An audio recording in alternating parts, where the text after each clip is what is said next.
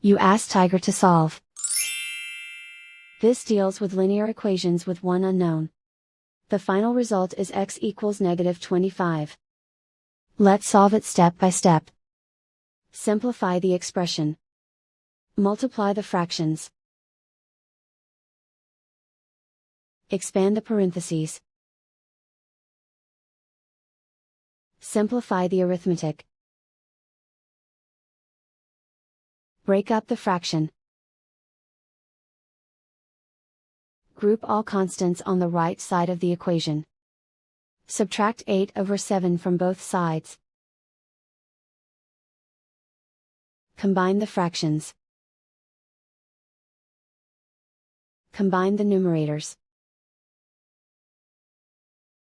Reduce the zero numerator. Simplify the arithmetic. Convert the integer into a fraction.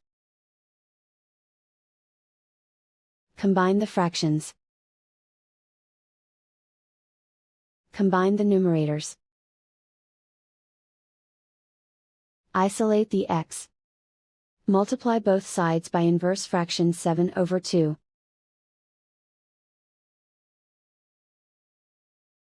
Group like terms. Multiply the coefficients. Simplify the fraction.